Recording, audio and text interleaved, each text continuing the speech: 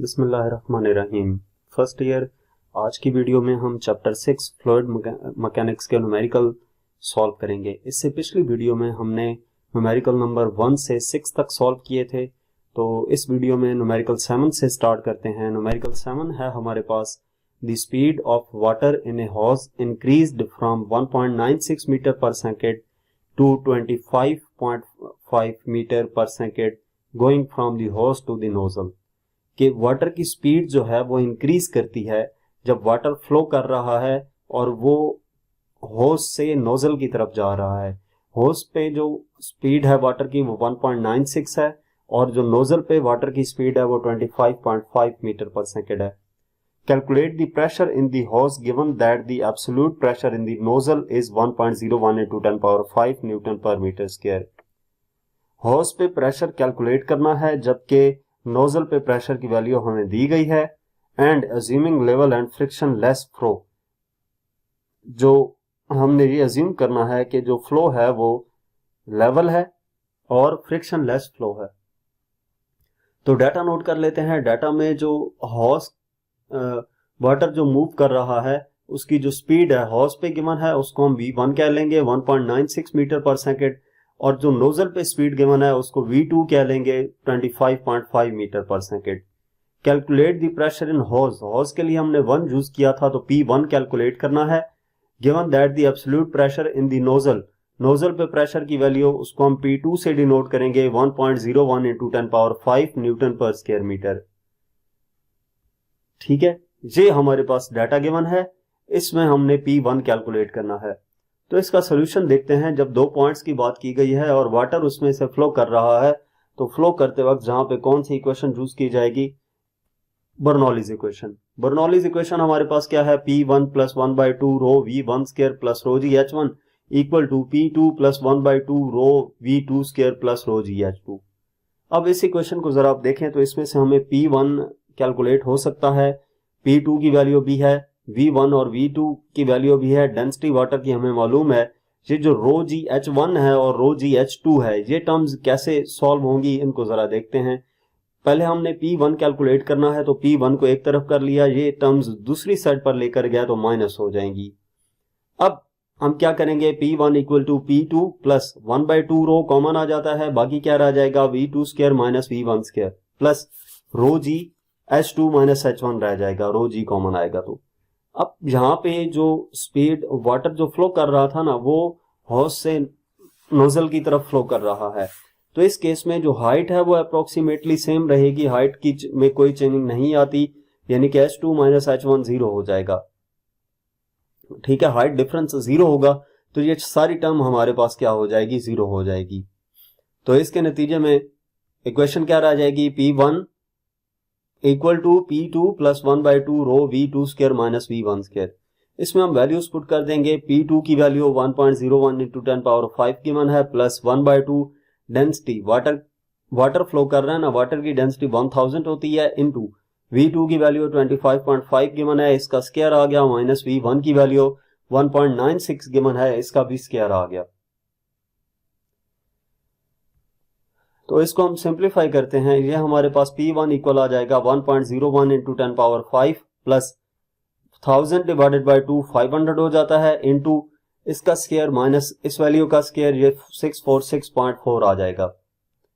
इसको सिंप्लीफाई करेंगे, ये हमारे पास 101,000 आ जाता है, प्लस मल्टीप्लाई होके 323300 आ जाता है, यानी कि P1 की वैल्यू आ जाती है 424300 न्यूटन पर square metre.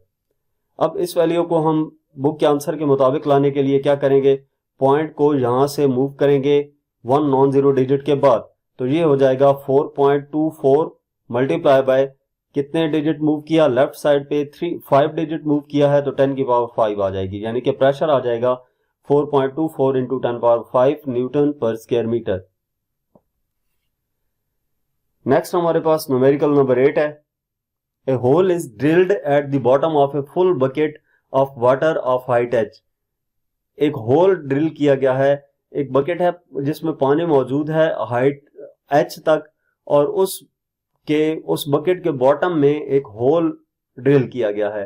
What will be the velocity of the water that exits from the hole?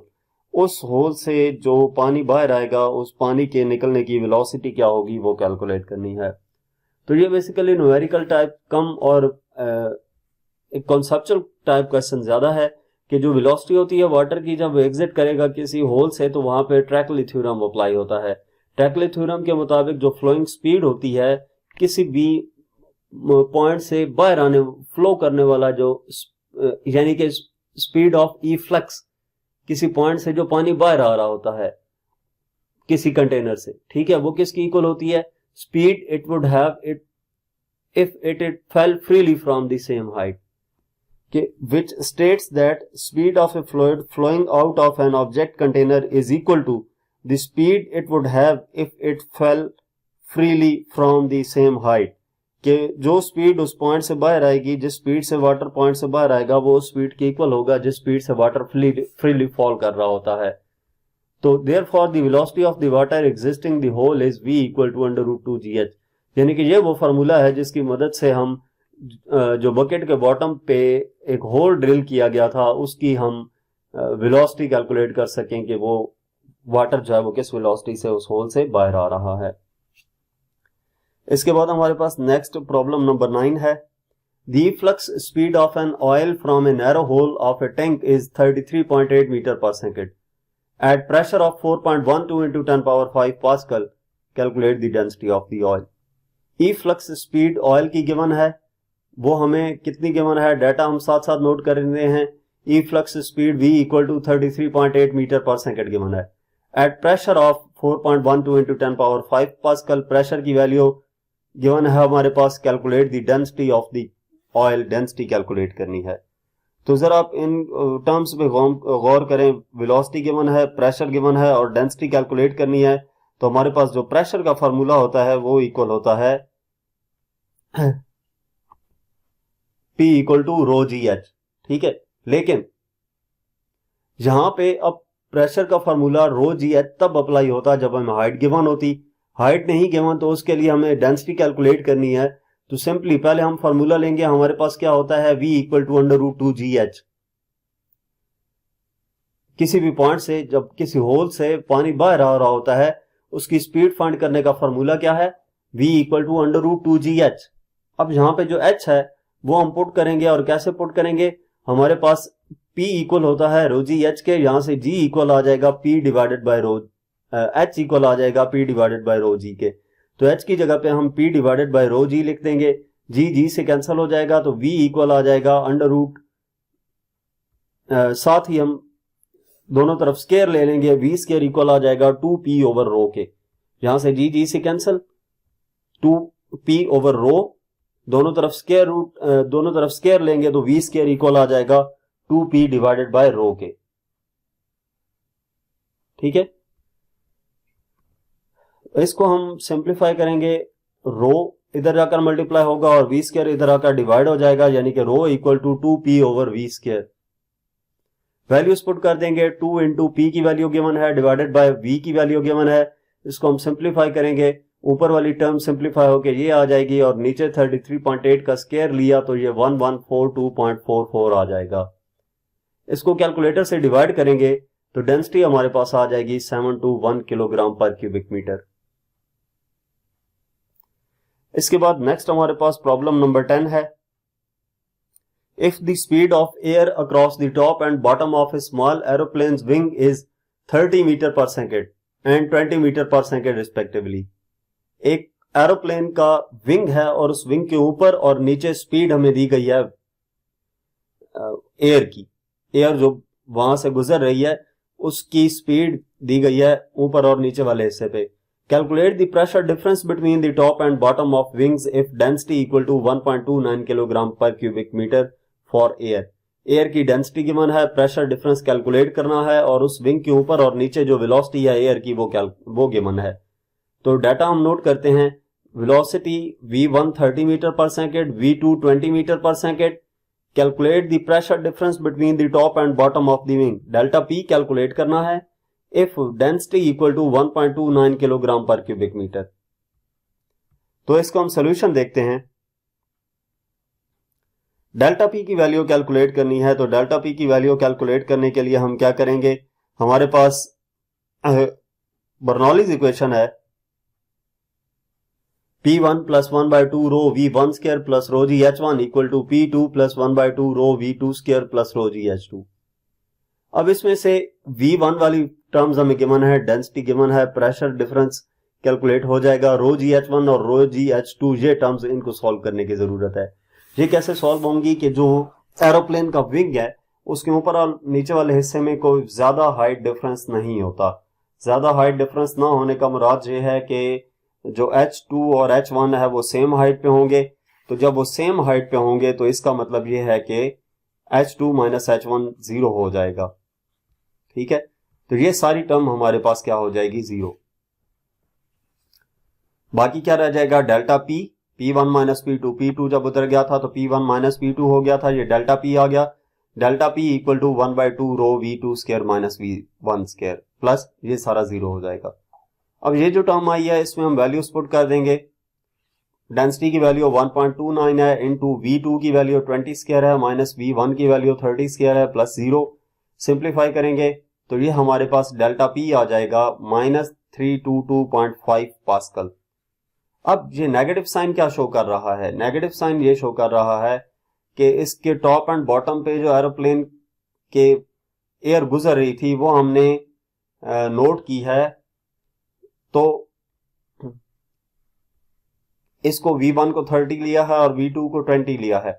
अगर हम V1 को 30 लें और V2 को 20 लें तो हमारे पास आंसर में माइनस नहीं आएगा। या दूसरा केस ये हो सकता है कि नेगेटिव क्या शो कर रहा है, negative sign indicates that pressure is lower on the top of the wing compare to the bottom creating lift. यानी कि अपर साइड पे प्रेशर जो है, प्रेशर डिफरेंस कम है और लोअर साइड पे जो प्रेशर डिफरेंस है वो ज्यादा है,